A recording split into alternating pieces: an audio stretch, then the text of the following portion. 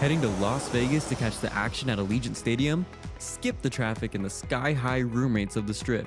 Book your stay at the South Point Hotel, Casino, and Spa. The South Point is located just 7 miles away from the stadium, and it's a quick trip up the freeway, making it an affordable rideshare or taxi ride. And don't worry about getting here when you land in Vegas. We offer a convenient airport shuttle to get your getaway off to a stress-free start. Shuttles are also available on Raider game days for a small fee. So whether you're rooting for your team or seeing your favorite band in concert at Allegiant Stadium, South Point Hotel, Casino, and Spa is your ticket to all the excitement. If you're celebrating a special occasion or just love fine dining, you're in the right place. Come experience the crown jewel of South Point restaurants, Michael's Gourmet Room. Welcome. With over 600 different types of wines and magnificent dishes prepared tableside, you'll revel in the rich classic Vegas decor and the best black tie service in the world. This intimate gourmet room has earned accolades galore. Come to Michael's Gourmet Room for an unforgettable dining experience. Another famous restaurant is the Silverado Steakhouse, where you'll find the charm and service that discerning patrons require. From top quality steaks and chops to fresh seafood and desserts, you'll love the award-winning wine list and menu at Silverado Steakhouse. Steak lovers have even more options with primarily prime rib. Catering to hearty appetites, the menu features a variety of flavorful prime rib cuts, dry aged to ensure tenderness, and then seasoned and slowly roasted. Although prime rib is our specialty, it's not the only thing on the menu. There's something for everyone.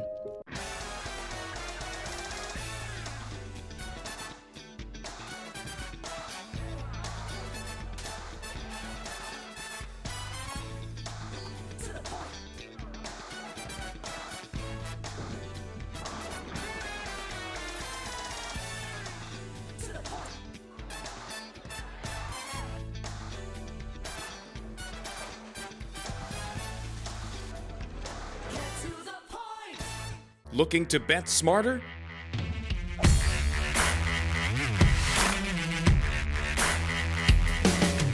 Get sports betting insight and winning picks straight from the South Point Hotel and Casino. The favorite should be 220-ish, and here you could lay $1.65. So getting a plus 315 price here for this one to go to overtime. I like it. Their strength is their defense. I like the under. Join Sports by the Book Monday through Friday at 10 a.m. Pacific and bet your winning edge.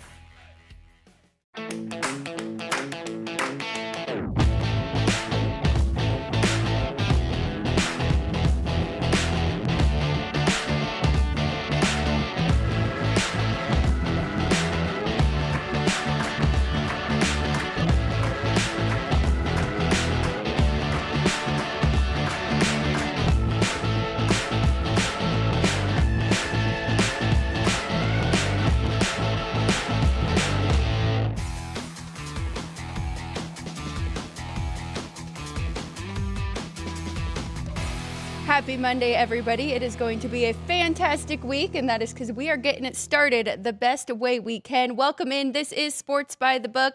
I'm Alex White alongside Ryan McCormick. And Ryan, for the first time ever, Sports by the Book is going international. You and I have been looking forward to this for a few weeks now.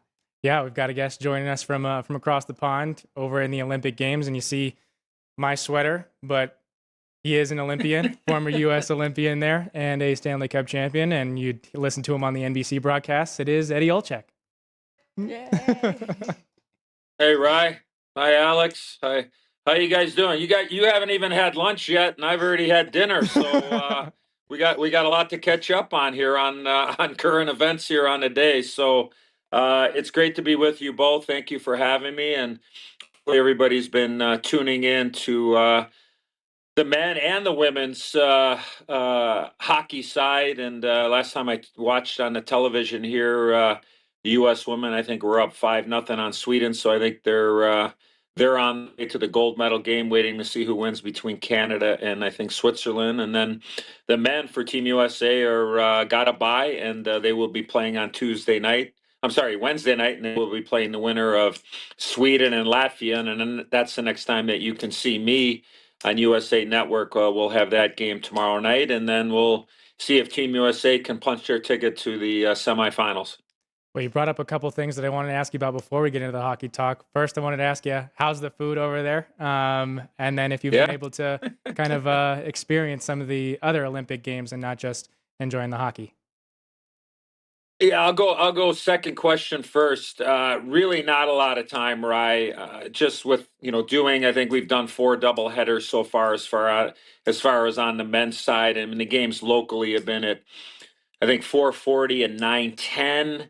So we usually get to the rink about 1:30, and then by the time you leave the rink, it's probably a little after 12, and by the time you get back to the hotel, it's 1. So it becomes a little rough to really kind of try to pick your spots and get out on the town or whatever. But no, I have not been to any other events, watching them on TV. And as far as the food, yeah, I think I probably put on probably at least 10 pounds since I've been here.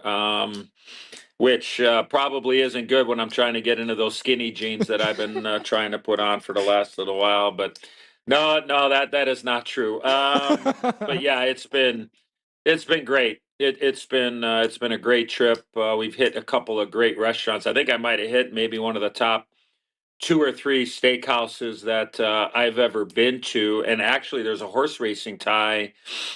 The name of the restaurant is Ribot, and it's Ribot, and it is named after a famous horse that ran here in Italy in the 50s. Wow. And I think had won 16 straight races. And inside this restaurant in Milan, a Italian steakhouse, it had pictures of this horse, and it was just decorated like somebody that, if anybody would enjoy the game of horse racing, which I do, to sit in this restaurant and be able to see all these pictures from a long time ago. So the food was just as good as the ambiance. So I'm going to hit that. I'm going to hit that steakhouse one more time, and hopefully have another good piece of meat like I had about 4 or 5 days ago. Did someone suggest that restaurant for you, or did you just kind of stumble upon it? Yeah, Alex, I think a couple of our field producers were here, and they had heard through the grapevine that this was the so-called best steakhouse in Milan, and I can't argue with anybody. Like it had everything for yours truly, and but just the presentation and the portions and the taste, and like I said, I've been known to get to a steakhouse or 3, and this one here for me, for sure, top 2 without any hesitation. That's awesome. You brought up something, and you actually said it on the broadcast yesterday about the USA playing the final game and kind of the ice conditions. And then we also saw Coach Mike Sullivan tweeted about the late nights and how it's been tough for them. Do you think that's been a little bit of a disadvantage and maybe could play into why Team USA has been a little bit of a slow starter and the goal differential hasn't been quite there like Team Canada? Yeah, I mean, I don't know about the goal differential, Alex, but certainly, I mean, hockey players by habit are creatures of that habit, and they know that when they get up in the morning, they're going to head to the rink, they're going to have their meeting, they're going to have their skater on, they're going to go home, they're going to eat, they're going to rest, they're going to get up, they're going to drive the same way to the rink, they're going to play the game at 7:00 or 7:30, and then they're going to go home and then rinse and repeat and do it all over again, just like the majority of the world. And they just happen to be hockey players, whether they're playing in the NHL or they're playing in Olympic Games. But when you do play games that late, it does take a little bit of time. And I just know from, doing what I'm doing in broadcasting, it's probably taken a good 8-9 days to get acclimated to the time change. For some people that may not know, it's 6 hours to the East Coast from here, and then obviously work your way back to, to where you guys are on the West Coast.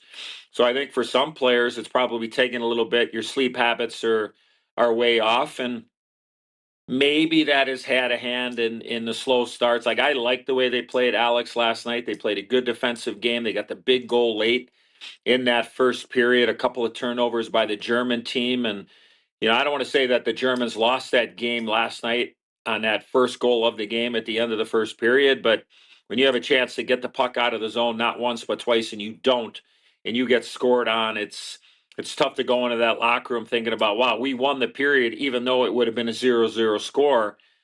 But I think the ice conditions too, because Team USA has been playing the third game in that building, and the ice has gotten a little slow and gotten a little chippy, but it's like that for both teams, whoever they've been playing. So I think it's a combination of everything, and I think by now these guys have been over here, I think almost 10 days now. They should be feeling good and in getting into a routine, and at least the way it looks right now is that Team USA is gonna play the late game on Wednesday night, so they'll have one more of those games. And I don't know who's going to get the late game on Friday if they happen to get to the semifinals, because there's only two games. There'll be one local 4:40, and the other one will be at 9:10. And then the gold medal game is an afternoon game here locally, actually. So 2:10 local, if they can, if they're lucky enough and fortunate enough to get to that gold medal game. So long-winded, Alex. The schedule is what it is, and so far so good. And for me, on the hockey side, they played their best game of the tournament in the third game, which is a good thing because you want to be ascending as you move on in this tournament. Because from here on in, it's single elimination, and you never know what way the puck is going to bounce or what goaltender could get hot once you get into these type of situations. Another thing I was kind of curious about in talking about the rink, and not necessarily the quality of the ice, but the rink size itself. A big deal going into the games was that the rink was going to be closer to the NHL size, but still smaller than that, but definitely significantly smaller than what the international guys are used to. So for the guys that aren't in the NHL, that kind of shift to playing even more narrow, and then for the guys that are in the NHL having to play on a tighter rink, what has that difference kind of been in these games? I think the only thing I've noticed, Ryan, is I think it's shorter in the neutral zone, meaning between the two blue lines. I think it's 3 feet shorter, maybe a few inches, than a normal length of 200 feet. My understanding, it's 85 feet wide, which is exactly the size of an NHL rink. So the only thing that would be a little different would be a little bit shorter, but the offensive zone and the defensive zone are the same size. I think where it's a little bit shorter is in the neutral zone. So I don't know if it's had an effect. I think there are some guys that they said they really can't tell when they're actually playing and in the hunt. One thing I will say, which is interesting, and I know it's been a point of contention since the long goal that Jeremy Swayman gave up in Game 2 for Team USA from the red line. I think it was Denmark game, and excuse me if I'm wrong, because all these games are kind of zigging and zagging right now, and I'm just trying to make sure that I know it was Team USA because Swayman was the goal, so I know I can be half right. The boards, which if people can envision whether they're at T-Mobile or they're watching NHL games on TV. And I know you have a lot of the the new way to advertise on television, but if you're in an NHL rink, the majority of the boards, the actual boards between the glass and the ice, is white. Now there is some advertising, but if the advertising is there, it's lighter color. It's not dark, and obviously a hockey puck is black. There are no board, very rarely there are the advertising where there are big patches of black advertising on the boards.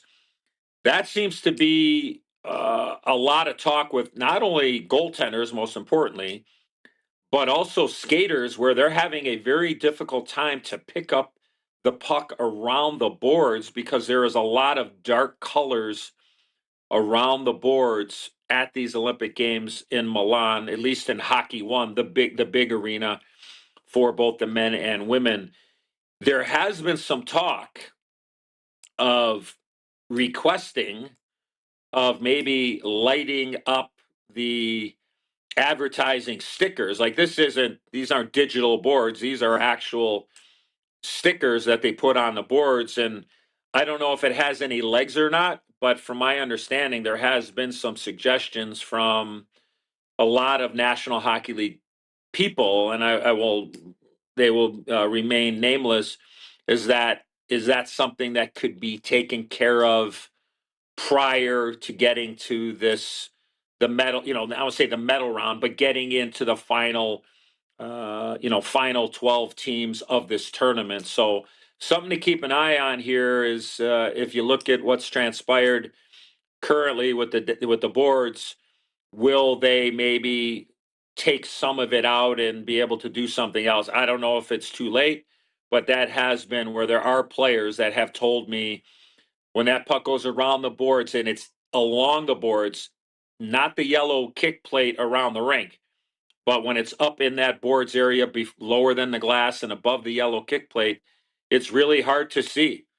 And that's something to so-called keep an eye on here moving forward. But the ice, I think, is held up well. The arena is beautiful on the inside, and I love how everybody says, or I shouldn't say everybody, but there have been a lot of players that have said, and some staffs that have said, they're really impressed with the arena and how quickly they've put things together. Well, the last time I checked, I think the organizers in Milan knew that they were getting the Olympics like 7 years ago. I would hope that they could get it fixed and ready in 7 years. It's not like they just got the games, 7 months ago, but it sure seemed like 3 months ago they really had to, get in the iPass lane and get this rink up and running. But it's very beautiful, and I think they've done a tremendous job here so far. It's really fascinating. I'm glad that you brought that up about Swayman when he was in net in that second game. And I could have been wrong thinking that we would see Jay Ottinger in the third one with the round robin games. But we didn't. We saw Hellebuck again. And did that have something to do with it? The fact that he had already played in the first game and played well? Or was it kind of already planned? I don't know. Did you think we'd see all three goalies for USA? No. Okay. No, I did not. I should say that. Let me say this, Alex. I felt that if one of them or both of them played well, then Mike Sullivan, the head coach of Team USA, and also the New York Rangers back home in the NHL, would have a decision to make.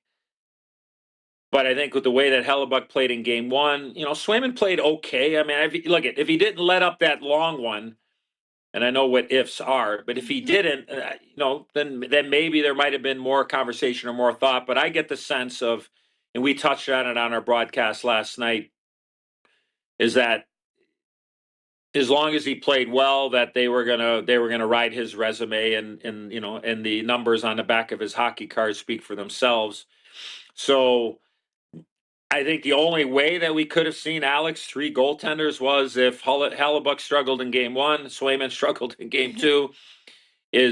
Do you go to that option? Now, the only thing that I would say is that if Hellebuck's your guy and he played well, you didn't want to have him take off games 2 and 3, because in between Game 1 that he played in the preliminary round and the groupings, I think it would have been 6 days since he would have played a game. So I think that you wanted to get him the reps. You wanted to get him in there. It was a good test against Team Germany. And I think he is the guy. I don't think there's any doubt that he is the guy moving forward for Team USA. Well, we do have the seedings. We do have the bracket. And we know that the top 2 teams are the Canadians and the Americans. So kind of looking at it and kind of expecting that that'll be the gold medal match. We know that those teams were super physical in last year's 4-nation face-off, and you're not allowed to fight in the Olympics. How physical is it going to be between and after the whistles in what we should get in the gold medal match? Well, right. Just to clarify, you are able to scrap and fight in the Olympics, but there's a pretty good chance you're gonna get tossed out of the game, and if you are the aggressor, there could be further discipline handed out. So I think if you're going to do it, and we saw it the other day in Team Canada's game against France, I believe, when Tom Wilson got into a fight, you're able to do that. But if you're deemed to have been an aggressor, you're going to get kicked out of the game, and then you're not going to be able to play, and think you're going to have to be really, really selective if you're willing to do that. And I guess if you're down in a game and you're looking to turn the tide and you're willing to sacrifice, right? You're looking to, I mean, you're really willing to go out of the game. Yep. If you decide to start a scrap and the referee says, you know what, you aggressed it and you're out, like, you're allowed to defend yourself.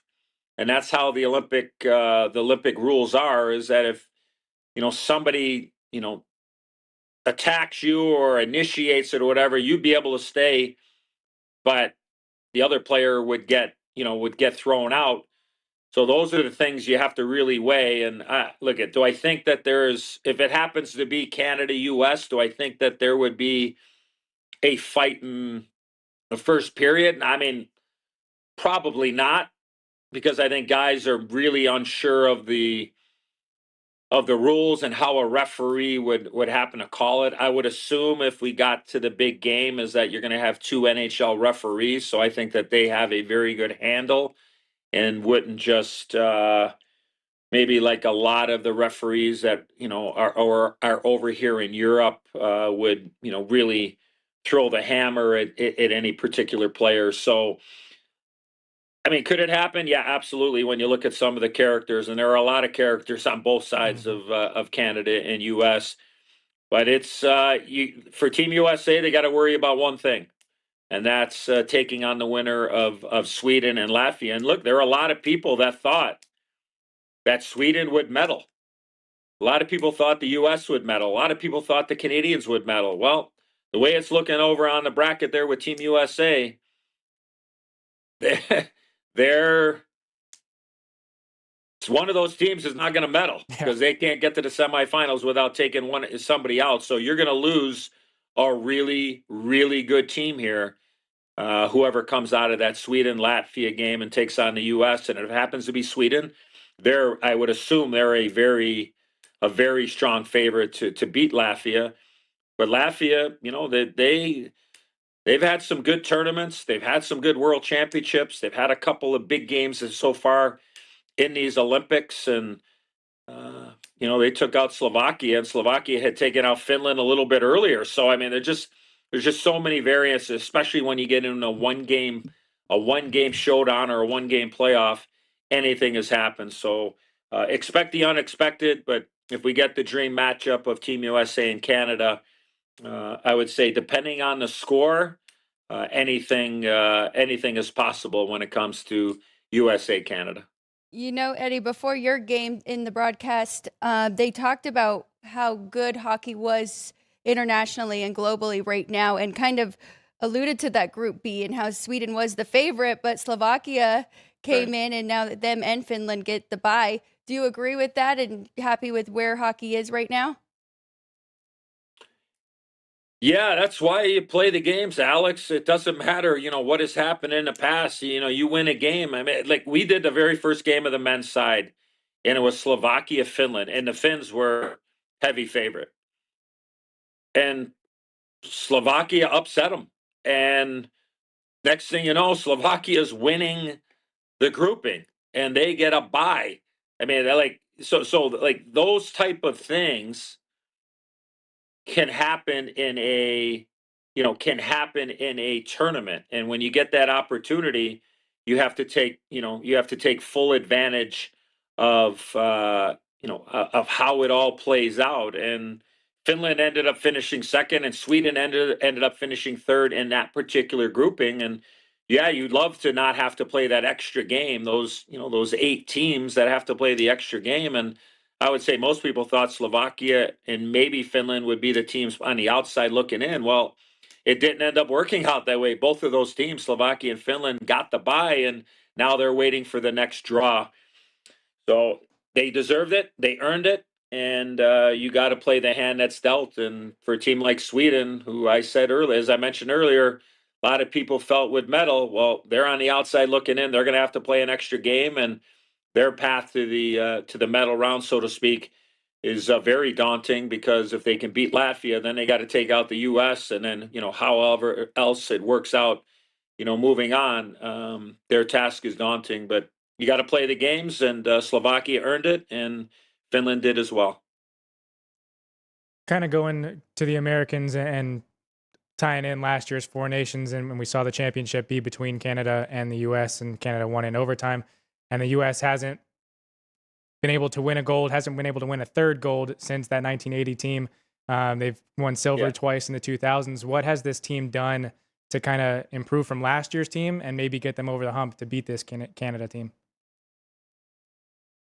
Well, it's a daunting task if they can, stick handle their way or maneuver their way through the quarterfinals into the semifinals, but that is a long way. The one thing I will say, they're very businesslike. This team is very focused on knowing that they just can only worry about one thing, and that's their next game. And it's hard not to think about the gold medal and not to think about, the Miracle on Ice back in 1980 and be just a handful of U.S. hockey players on the men's side to have ever earned and won a gold medal, and that's what's on the horizon here when you look about the quarterfinal, the semifinal. So really 3 more games possible for Team USA. But I think that they're going to have to defend. They're going to have to defend really well. I thought they did that last night. If you watched the game, did you hear much from Leon Draisaitl for Team Germany? Did you hear much from Tim Stützle? I thought that they defended well in that game, and I think that that's how they're going to have to play the rest of the way. I think that they can score goals. I think their power play is very well. A guy like Quint Hughes of the Minnesota Wild, and he's a game breaker from the back end on defense. He is just so smooth. He's like a one-man breakout back there. So they've added him since last year's Four Nation, Ryan, to the heart of your question, in the Four Nations tournament last year with Sweden, Finland, Canada, and U.S. He wasn't able to play because he was banged up. He was hurt. But you put him into your lineup, all of a sudden now you got a guy that can play 23, 24 minutes a night and be a game breaker, a difference maker, a lot like Cale Makar can for Team Canada. But if they're going to win, I think it's going to be defense. I don't think you're going to want to try to win 6-5, 7-6. Now, the game may go that way, and U.S. has players that can do that. But I don't think that's the mindset, is you're going to try to play a wide open game, because I think that would feed right into Canada. And, Canada's forwards have some really, really good players. And when John Cooper, who's the head coach of the Tampa Bay Lightning for Team Canada, when he loaded up in Game 2 for Canada, he loaded up and put Connor McDavid, who is the leading scorer in the NHL, Nathan McKinnon, who is the second leading scorer in the NHL, and Macklin Celebrini, who is the 4th leading scorer in the NHL. He put them all on one line. They look like they had some chemistry, and they look like they could do what they want when they want, and it didn't matter who had anything to say about it. They're going to get their looks. They're going to get their chances. You just can't give them any free opportunities, meaning you can't turn the puck over on the ice when they're out there. You got to be physical on them. You got to be hard on them. You got to force them to come 200 feet. And as we know in all sports, and especially in football, and I think we saw that in the Super Bowl, the best defense in the world is when you have the rock in your hand or you have the puck on your stick. And that's the way to really defend. And I think Team USA, I think that's going to be their mindset. And I think we got a taste of that last night in the win against Germany. It is comforting, though. I do love that you said that you saw the best game from Team USA yesterday in their 3rd game, and it's important going into the quarterfinals here. Who has really impressed you? And it could just be Quinn Hughes, who you were just talking about, but anybody else stand out? Yeah, I believe, Alex, when you look at their line of Jack Eichel and the Tkachuk boys, Matthew and Brady, Matthew being the older, they seem like they're going to be the ones that get the matchups against the other team's top lines. And last night, Coach Mike Sullivan wanted to play head-to-head Eichel against Draisaitl. Little different animal when you're going to go up against Connor McDavid and whoever else is on his line, whether it's Celebrini, Wilson, Celebrini, McKinnon. That's a different animal. Leon Draisaitl is one of the top. You have to say he's one of the top 10 players in the NHL. I don't think anybody could argue that.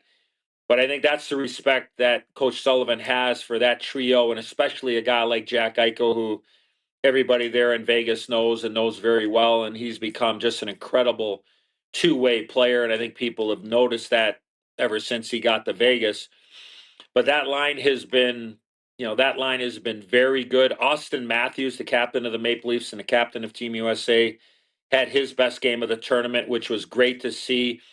He's a goal scorer. He can really shoot it. But I said during the broadcast last night, Alex and Ryan, where he scored his goals from wasn't pretty, but he was in front of the net. And if you want to score, you're going to have to pay a price, and you got to get to that hard area. And he went there, and he got 2 goals because of it. And it's great to see a guy like that gain some confidence into that next game. But I think I will, and you said it, Alex, you teased it.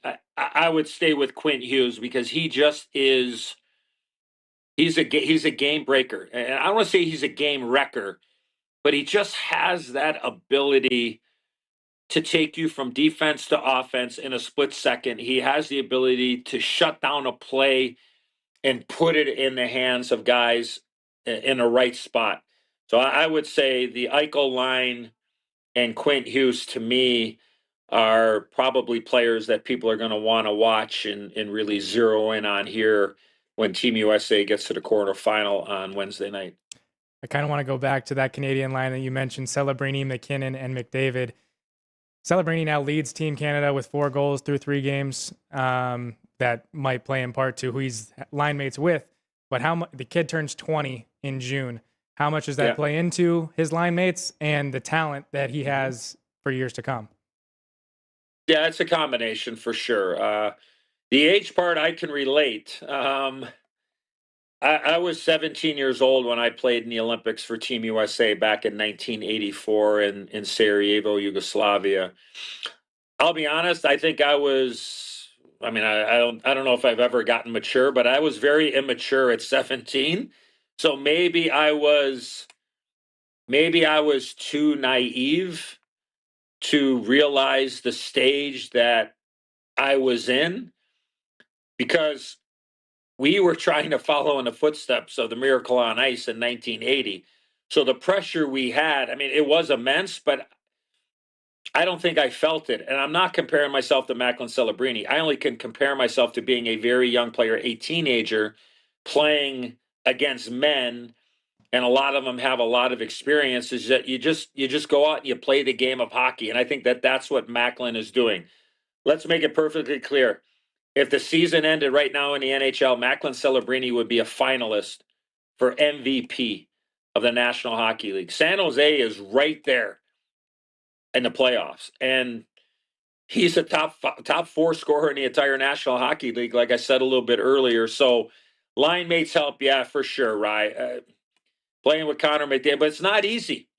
Like, people think it's easy to play with the best players in all of sports. And we're talking about hockey, but it's not easy to play with a guy like Jack Eichel. It's not easy to play a guy like Connor McDavid or Nathan McKinnon. You have to have the intelligence. You have to have the skill level. You have to have the want to. And you also have to have the courage that you don't defer all the time. That happened last night in the German game where the youngster Szymanski was out there with Leon Draisaitl, and Draisaitl set him up 2 different times, I remember, and the kid just wanted to get the puck back to Draisaitl. And I said during the broadcast, I get it. It's probably the right move, but you got to be selfish every once in a while, because everybody is going to be shading towards Leon Draisaitl, or everybody's going to be shading over to Connor McDavid or Nathan McKinnon. But a kid like Macklin Celebrini, he's got the courage to shoot the puck. He's got the courage to want the puck. He's got the courage to try to make plays. He's not going to defer, and that kind of defeats the purpose when you play with world-class players and they put you in spots to create offense or eventually finish off goals, if that makes any sense. So for me, long-winded, I can relate to him really in only one thing, in being a teenager, but he is a special talent there. I had somebody ask me the other day, and I don't want to say it caught me off guard, but the gentleman asked me right out, like, do you think Macklin Celebrini right now is a top 10 player in the National Hockey League? And I just tried to do some quick math on guys that came to mind for me. And I got to about 7 and I went, I can't argue with you. And when you look at his numbers, you might say, well, geez, 10, that might be disrespectful. He might be a top 5 player in the entire National Hockey League right now. When you look at all players, I'm looking at forwards, defensemen, and goalies. But he is a special talent, from what I understand. I've only came across him one time, but from what I understand, like, he's legit. Like, he is somebody you want representing your brand. He's somebody that you want your daughter to bring home. He's somebody that you want leading your team, and you want somebody that that can lead your country to Olympic gold. And no argument from me. I thought he was going to make the team when you saw the season that he started, and he's a real special talent. And looking forward to watching him play for many, many years. And the San Jose Sharks have themselves a cornerstone player for hopefully for the next 20 years. Well, going from the young buck to a guy that has been a cornerstone player in the National Hockey League for a very long time, and asking this question for the sportsbook director here at the South Point, the Yinzer in the building, talking about Sidney Crosby. He is 54 points away from 1,800 NHL points in his career. He'd be the 5th player all time to get into that club. And he's in his age 38 season. He's under contract the remainder of this season and for next. So how impressive is what he's doing at this age? And do you think he can get to that 1,800 mark? Yes, he can. And I would be surprised if he can get to 2,000 at some point. I just think he has that type of ability and the drive and the want to. Now, whether or not he wants to play another couple of years, who knows how it all plays out. And I was lucky enough, Ryan, as you know, to have been in Pittsburgh and been coaching when we drafted Sidney Crosby, and we won the lottery, and was able to coach him for half a season in his first year in the National Hockey League. And just being out on the same ice with him in practice, you just felt like when I saw him jump on the ice for the first time, he just looked and felt different than everybody else. And I'm going back, and I played with some great players in my career. I got a chance to play with the great Mario Lemieux, number 66 with the with the Pittsburgh Penguins. I got a chance to play with Dennis Savard of the Chicago Blackhawks. I got a chance to play with Brian Leach and Mark Messier in New York with the Rangers. Keith Tkachuk, Timo Solani in Winnipeg. I was lucky to play with a lot of some of the greatest ever. They all had that thing when they jumped on the ice. There was they were just breathing different air. And if you wanted some of it, you weren't going to get it because they were just greater than everybody else. Am I surprised at how Sid has been able to continue to do it? No, I'm not, because I got a chance to see it firsthand and behind the scenes on how he carries himself, the drive that he has, and wanting to be the best at any age. I mean, he wanted to be the best when he was 18.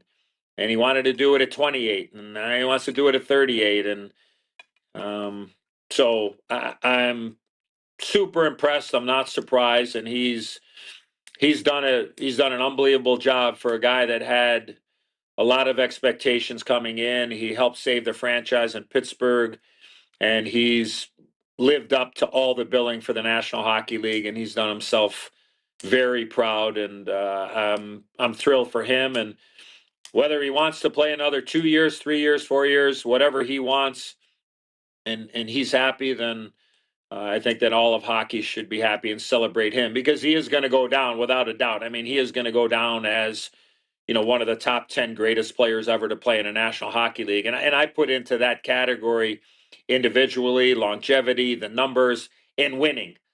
And when you've won 3 Stanley Cups like he has to this point, and a couple of Olympic gold medals, the resume is there. So couldn't be happier for him. And it's fun to watch him because he's still leading the Penguins. And I know everybody's still fired up in the Berg. So we'll see if they can do a little bit better than the football team did in the a little bit earlier in the year. And he's a pretty loyal to that Pittsburgh Penguins team, but it's too bad because him and Stoney and Marner have looked really good together. Yeah, I don't know where you're going with that, Alex. But if you're telling me that if you're telling me there's speculation that Crosby would look good in a Golden Knights sweater, I'm not going to argue that. But they're probably, including the Vegas Golden Knights, there's probably 31 other teams that would enjoy seeing number 87 for your favorite team. Yeah, they do have some great chemistry. I mean, Mark Stone's, I mean, he's just a super intelligent player and just can play in any situation. And you see the skill level of Mitch Marner in his first year with the Golden Knights. So, yeah, that line looks pretty good. And I'm sure Golden Knights fans could dream and maybe dream all they want. I don't know if it's possible, but look at, if Wayne Gretzky can be traded, then I think that any player that ever plays in a National Hockey League can certainly be traded, and we'll see how it all plays out for Sid the Kid here moving forward. All right, well, today marks exactly 2 months from the final day of the NHL regular season. We've got teams that have to mix in 23 to 27 games in 51 days. Right. For the guys that are participating in these games, is it extra wear and tear, or is it ability to stay in rhythm? And then for the guys that aren't participating, are they losing rhythm? Are they not going to be in midseason form once we resume play? Yeah. Well, first off, I didn't make the comment, but I'm assuming that's an Olczyk number 12 Team USA jersey from 1984 there, Ryan, right? Is that fair to say? I would love it to be. It's actually just a hoodie. Okay. All right.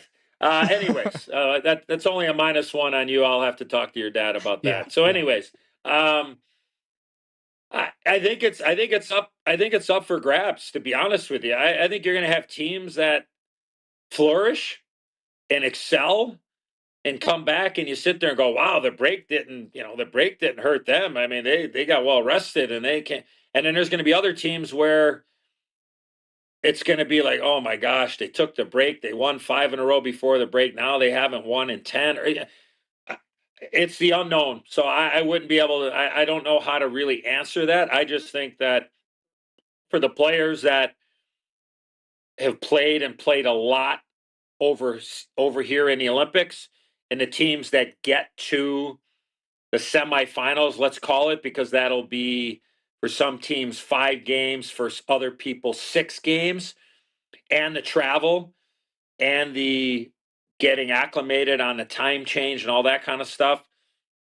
I'm sure when you're playing 14 games in 29 days, it's going to hit you at some point. So managing these players is going to be really crucial. So it's going to be tough. It is going to be tough, especially for the guys that are playing a lot, and for teams that are battling for playoff position. But the players wanted to play in the Olympics. They fought for it. They collective in a collective bargaining agreement, and whatever happens. But we had the one bad injury a little bit earlier in a tournament, I believe, for Team Switzerland, and Kevin Fiala, who had hurt his knee, I believe, and had surgery here in Milan, and he's out for the rest of the season. Like, that's crushing, obviously, for him, for his country, and for the LA Kings. And that's the biggest scare for every single team that has players playing over here, is the injury aspect of it. I think the last Olympics, if I'm not mistaken, it was John Tavares that got hurt when he was a member of the New York Islanders. He ended up missing a lot of time. It just comes with the territory. So hopefully all these guys can stay healthy, get back home, and get back to the National Hockey League. And then from there, pick your poison, because I can make a case for 15 teams right now, and who knows what's going to happen here moving forward. All right, well, kind of looking back, is there any team that surprised you, either good or bad, from that first before the break here in the NHL regular season? I would say Buffalo. I would say Buffalo, because it looked like they were going to be done. And then they went on a little roll, and they fired the general manager, and all of a sudden, I think they won like maybe 13 of 14 or some crazy number like that. Like, they look like they're a legit playoff team. They do. Now, will they be one of the teams that takes a step back after the break? I think they lost 2 games right before the break.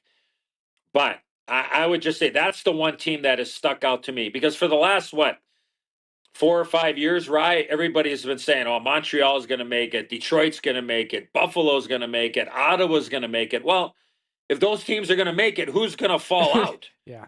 Now, Florida's been banged up all year. I don't know if they got enough juice to be able to get there. New Jersey's been a massive disappointment. Toronto, they're on the cut line. You could, like I said, you can I can make a case for 3 or 4 teams below the cut line right now and sit there and go, look, they have the ability to go on a run. And if they can get in, who's the favorite in the Eastern Conference? I guess Carolina would probably be, along with Tampa. And then other than that, you can make a case for, like I said, 8 or 10 teams and maybe get lucky. So I would just say Buffalo, to your question, Rye. I would say it's Buffalo with where they were and how they finished up until the Olympic break. And can they continue on? Because when they were playing some good hockey, there weren't many teams that were better than the Buffalo Sabres. Well, we appreciate your time so much. I know we've already kept you almost 45 minutes here, but before we came on, you were talking about it's your off day. You might get to play a little ponies. So we were hoping you had a pick for us. Well, considering it is a holiday back home, the last time I checked, and I don't know if that's changed since I left, but I was looking in the 10th race at Oak Lawn today in Hot Springs, Arkansas, and I was looking at the number 5 horse, if I can get to it and pull it up quickly on my computer here, and of course it's a little bit slow, but it's the 10th race, and it is number 5, and the name of the horse is Expect the Best. Oh. Now, the track has come up a little wet in Hot Springs, Arkansas today. I don't know how much rain has fallen. I did actually bet the first race. I don't know how it did. So when I jump off with you, I'm going to head to my computer, and I'm going to be able to watch the race replay like I'm watching it live, and hopefully I have some ammunition moving forward for the rest of the day and see how the track is playing. But if you're playing Oak Lawn today, I think you got to use number 5, Expect the Best, with Christian Torres and Ron Moquette, the trainer. So hopefully people can make a little bit of money. And if you're watching the hockey the next couple of nights, hopefully you enjoy the broadcasts, and hopefully we get the dream matchup that we would love to see. And being a Team USA hockey alum, I'll just leave it as, I'm sure you know who I'm cheering for, but when I'm doing the games, I'm not allowed to cheer, but I will be cheering on the inside. How's that? We'll be cheering plenty loud for you over here. Just want to thank you for the time. You got it. Have a great day. See you soon.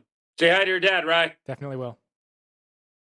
Hopefully he's watching. There he is. He is watching. There he is. Of course, U.S. Hockey Hall of Famer and U.S. Hockey Olympian, Eddie Olczyk. We really appreciate him jumping on with us and giving us a horse pick. Look at that, Ryan. Mm-hmm. All on a Monday. All right, well, we're going to take a quick break. When we get back, we're going to check in with the chat, see how everybody was enjoying that interview there. And then we got to talk a little bit of college basketball before we get out of here on a Monday. Don't go anywhere. We'll be right back on Sports by the Book. South Point Casino has plenty of attractions for the whole family. Catch a movie. Our 16-screen movie theater includes 2 XD Extreme screens for the ultimate in viewing, sound, and luxury. After the show, treat the family to a variety of treats at our old-fashioned ice cream parlor, Kate's Corner.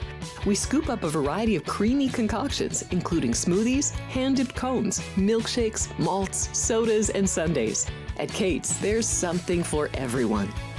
And if you've still got time to spare, our bowling center might be right up your alley. Voted Best of Las Vegas, it's a great place for friends and family fun. 64 lanes, a pro shop, snack bar, and arcade. And while the kids are bowling, you can play slots and sip on a drink in the Alley Cat Lounge while overlooking the lanes. For our more serious and professional bowlers, the South Point is also home to a separate tournament bowling plaza.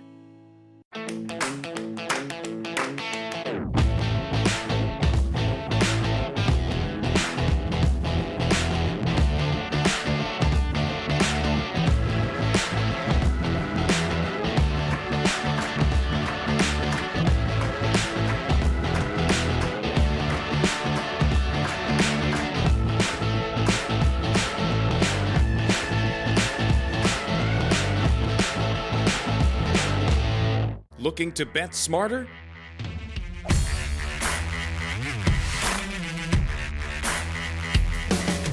Get sports betting insight and winning picks straight from the South Point Hotel and Casino. The favorite should be 220-ish, and here, you could lay $1.65. So getting a plus 315 price here for this one to go to overtime. I like it. Their strength is their defense. I like the under. Join Sports by the Book Monday through Friday at 10 a.m. Pacific and bet your winning edge.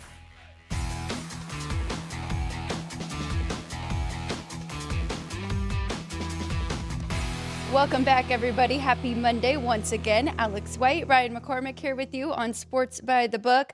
We got to backtrack a little bit here, Ryan. We got to talk about some trends from over the weekend. We got to talk about Pebble Beach. We got to talk about Daytona 500. I see some people in the chat already kind of mentioning those things, but you want to go ahead and start with the trends from the weekend. Yeah, there were plenty of things to get paid on over the weekend. We'll start with Saturday. So Michigan basketball earned their 8th victory this year by at least 30 plus points against UCLA, which if you watch the show on Friday and listen to Spencer, he did call that once he heard that Michigan was at home.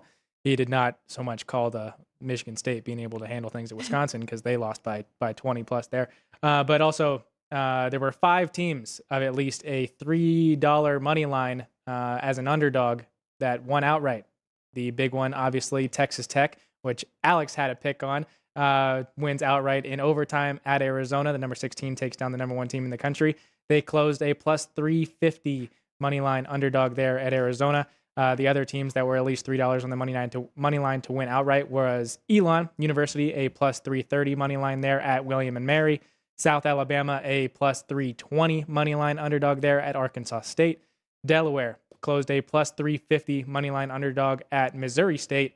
And my alma mater, Southern Utah, goes into UT Arlington as a plus 330 money line underdog there and wins outright. So plenty of things to get paid on Saturday. But moving to Sunday, we had some championships won, and then a massive plus 750 money line underdog there in college basketball with UT San Antonio, UTSA, getting things done on the road at Charlotte. But going to Pebble Beach, where Colin Morikawa wins at 22 under as a 60-1 price to win here at the South Point. And then we got JR in the chat letting us know what his plays were for Daytona. Unfortunately, he did not have Tyler Riddick, who was the one to win the race, thanks to a couple of things that happened close to the end there. But Tyler Riddick wins Daytona 500 as a 25-1 price here at the South Point.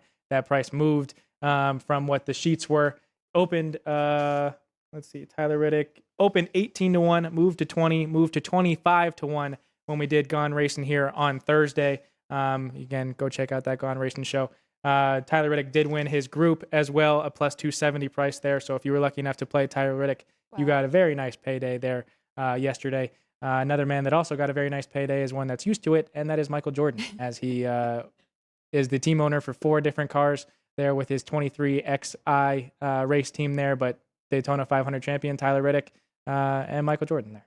Daytona 500, it is tough. And Brendan Gaughan and Jeff Motley both talked about that's kind of like throwing darts, right? And you never know. But yeah, Morikawa, very happy for him. That was a pretty crazy finish yesterday. A lot of guys in it till the end, including Scotty Scheffler, who Morikawa beat out. So good stuff over the weekend. And yes, Texas Tech, that one did come through for me. I did give out plus 9.5. Wish I would have taken them on the money line. Kind of the balloon burst theory with Arizona coming off of their first loss of the season. And Texas Tech is a good team, and they played very good. They are kind of like Sean's Wisconsin team with the Big 12. They have some of the best wins. They can beat anybody. Yep. And Wisconsin, Sean got a good win there. But yeah, Saturday was a very good situational spot day, and had the over Friday night with UNLV and Boise. Got there. Iowa State, that was the greatest situational spot, and their defense looked phenomenal at home against Kansas. A&M Vandy did not get me points, and they started to go full court press before the first half was over, so that was a tough one there. Villanova got the win. St. John's got the win and cover. NC State, Ryan, did not, and I even just took them on the money line, and they lose by 1 to Miami, so that one was a tough one. But overall, 5-2 from Friday's show, so Feeling pretty good. Looking really situational spots here for college basketball. Only a couple games tonight, and I did see Dean Hild asked for the Syracuse and Duke game, and then also the one I really want to talk about, another Big 12 matchup. All eyes will be on Iowa State and Houston. I think these two teams mirror each other so much with what Kelvin Sampson wants to do and TJ Otzelberger. Both really good defensive teams. Both have picked up guys that can shoot the three, though. So that should be a good one there. But I did write down some, Ryan. We'll kind of go through and just keeping it with the theme of some home revenge. I found 7 road teams that have home revenge either from this year or from last year. And I can kind of go over which one that is and see if there is a play. I will say Kenny White picked out the first 2 road teams taking the points that one of them actually is a small favorite. So the first 2 on the list, we'll give you Kenny White's plays of the day. Well, before we do get into college basketball, I did want to make sure we give everybody a chance to answer our ticker trivia today, presented by City Light Shine, available at Lee's Discount Liquor, Total Wine, and here at the South Point Hotel and Casino in Las Vegas. We are still in the Olympics, so it is an Olympics question for you guys today, and it is written, which year was ice hockey first played at in the Winter Olympics, and which nation's team was the first to win the gold medal? So we'll give you guys a chance to answer that 2-part question there for today's ticker trivia presented by City Light Shine. And now we can get into our basketball. Well, do you want to do, we have a post. Yeah, we do. And let's go over the results from this weekend with our Okay. post too. And then we can go to the poll question too. And then we can wrap it up with some college basketball. All right, going to the weekend's post, what was posted on Saturday 1st, a little Valentine's Day poll for you guys over on our YouTube post, talking about going for gold.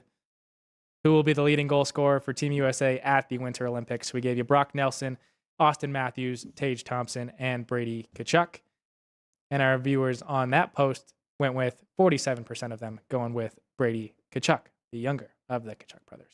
And then talking about yesterday's post, talking about the Daytona 500, we gave you not Daytona 500, all of NASCAR that season, because we gave you Road to the Cup. Who is your futures pick to win the 2026 NASCAR Cup Series Championship? So we gave you the 4 favorites there. Denny Hamlin, Kyle Larson, William Byron, or Christopher Bell. Christopher Bell did not get any love. No votes there for C. Bell. But Kyle Larson was our leading vote getter on that poll from yesterday at 50% of the vote on yesterday's post. And today's is talking about Olympics, talking about which sport you curled up with over the weekend. So, wow. Hopefully you catch what this is. Weekend Olympic watch.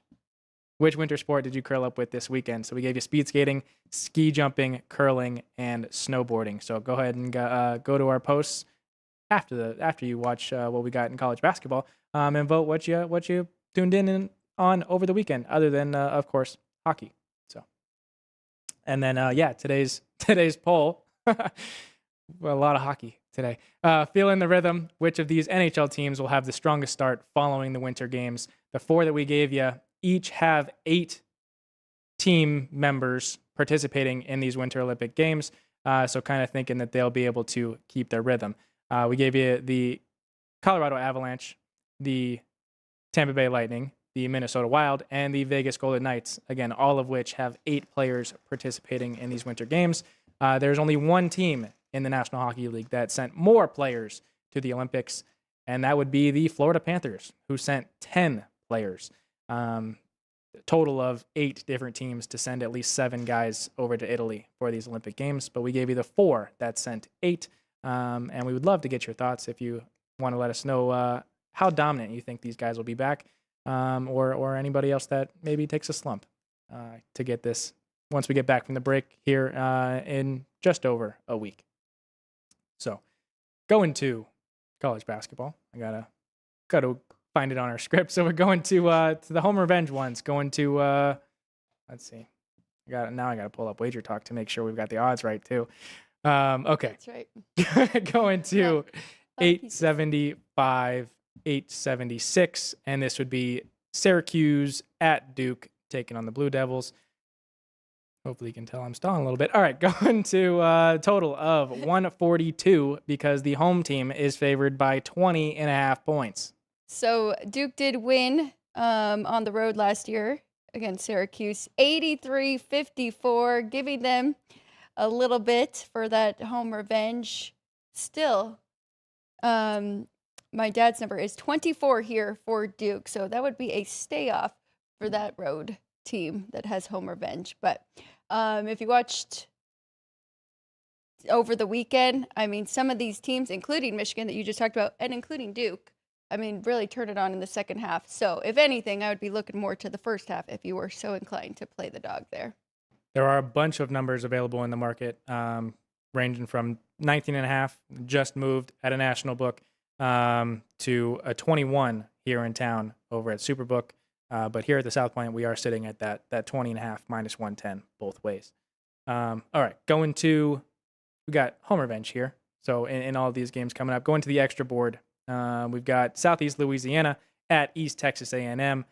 South Point has the number as East Texas A&M, a 2-point home favorite, and a total of 137. So this is one that we are taking the points here with the road dog, and they did play earlier this year where East Texas A&M won 70-69, did go over that total 1-point game there.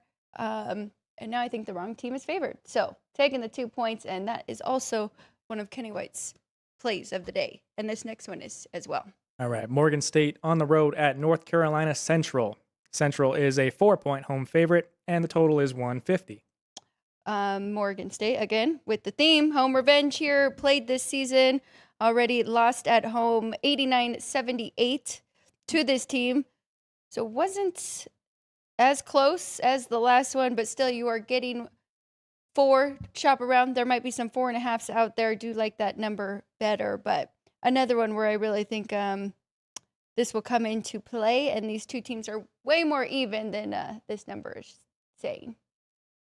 All right, going to Coppin State at South Carolina State. This one is a home favorite, South Carolina State, a 4.5. There are 5s in the market and a total of 140.5. So definitely a lean there because I've got South Carolina State 2, total 150.5. So lean to the over as well in this one. First matchup this year, Coppin State lost at home 74-72. So a 2-point game. Maybe that one's even better than the last one. So let's see if we have any over trends to go along with that as well.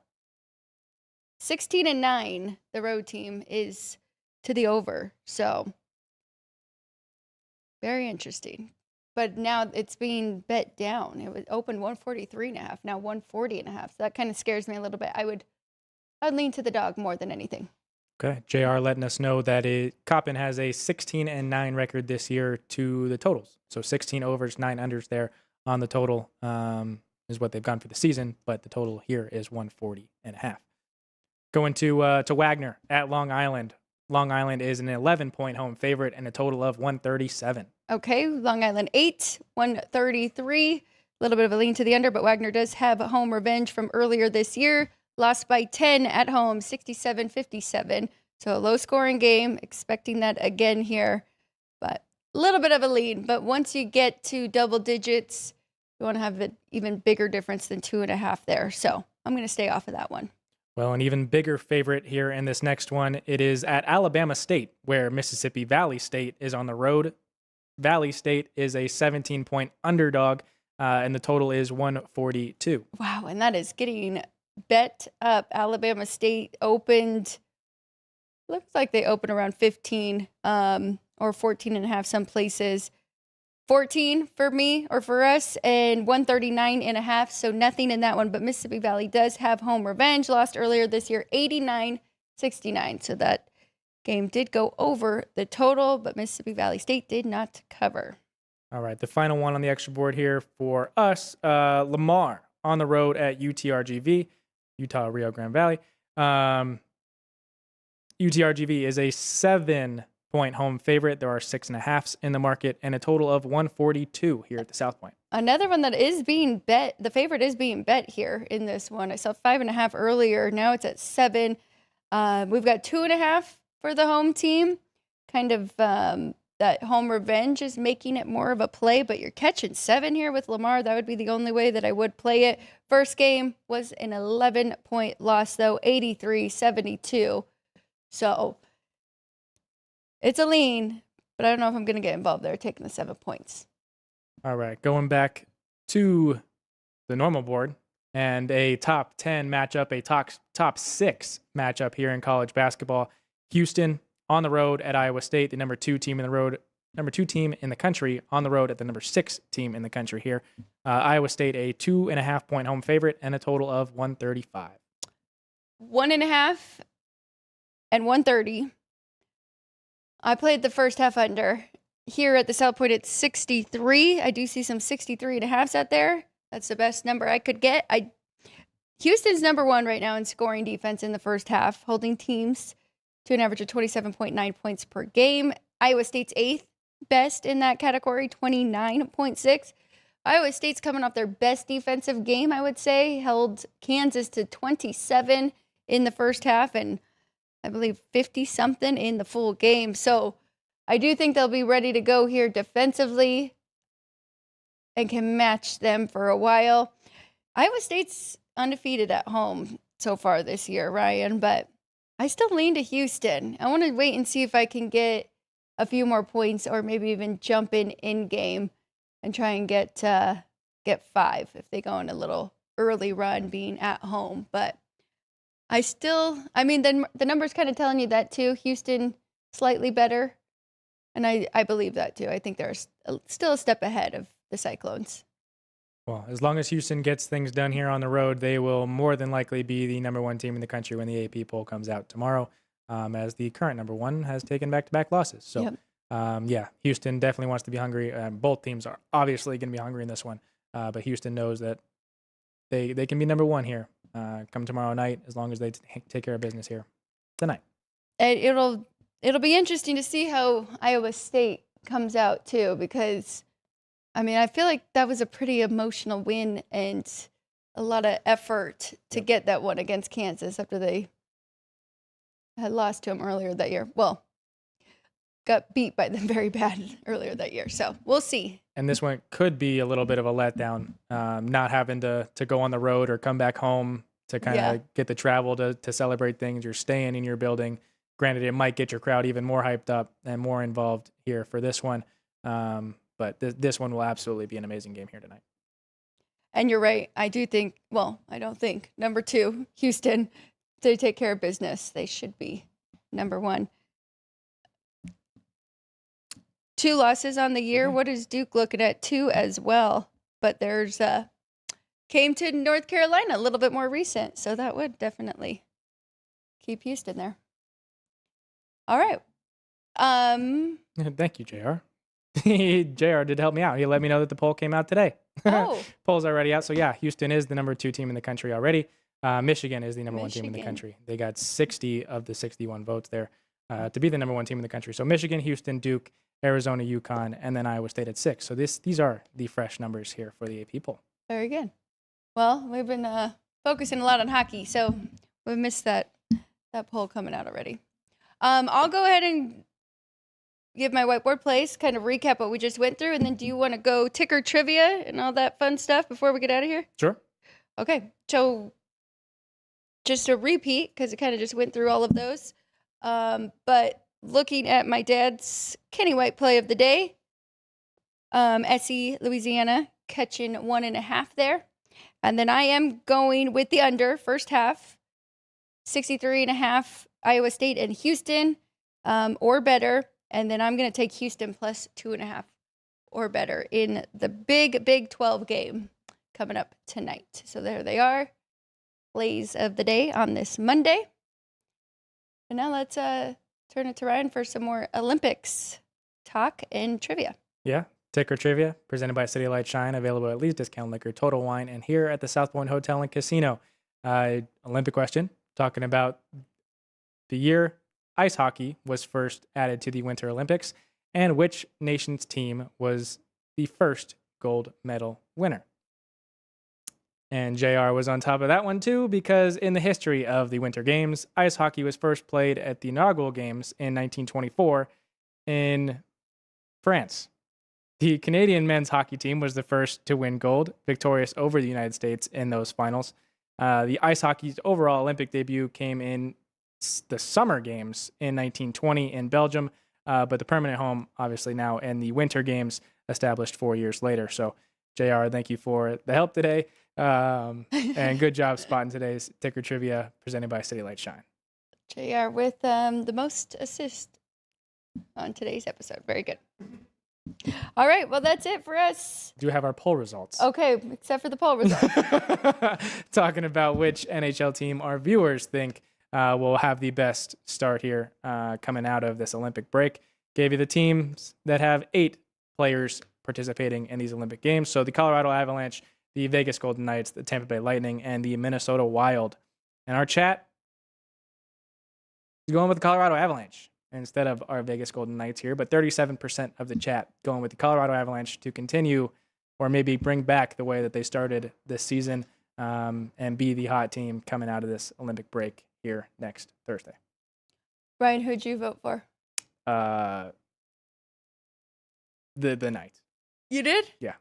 I didn't. I picked the one that doesn't match with the other 3, if that hint helps. The Eastern Conference team? That's right. And because of coaching, who is also over there with Team Canada and John Cooper. So, yes, I went with Tampa Bay, but I don't think there was a wrong choice there. Yeah, no. The kind of point that I was going for there with the teams having the guys over in the Olympics, some of these guys are still playing with the same team over in the Olympics.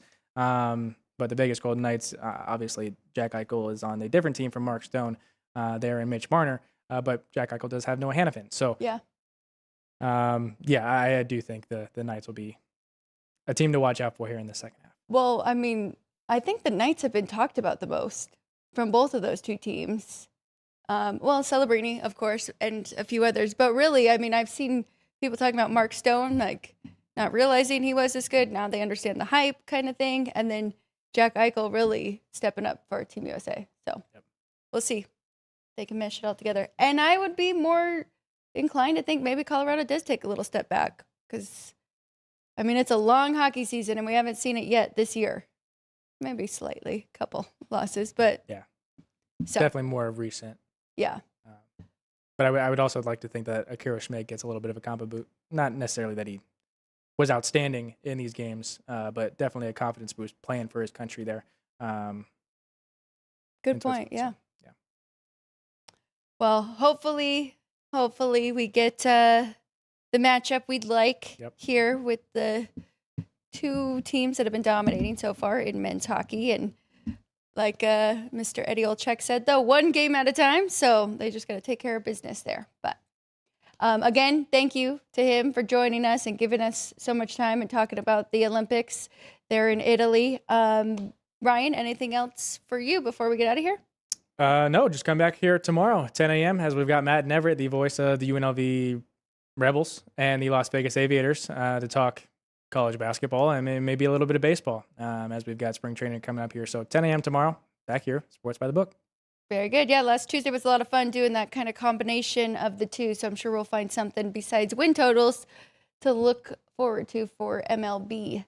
Definitely. So thank you, everybody, for joining us. Please watch the rest of the week, Monday through Friday. We are always here, 10 a.m. Pacific time. Chris Andrews was not here today, so I'm sure we will see him later on in the week. We'll try and let you know which day he's going to switch to, since we had Eddie Olczyk today, since it was his off day there in Italy. But that's it for us. We'll have Vinny on, too, come Friday to talk some college hoops, especially the big Saturday games. So thank you, everybody. Thank you to the crew and Jerry, Sean, Vince, and Drew Dog, as always, for Ryan McCormick. Ryan, thank you for asking and getting Eddie-O as well. I'm Alex White. We'll be back tomorrow, 10 a.m., same time, same place. We'll see you then here on Sports by the Book.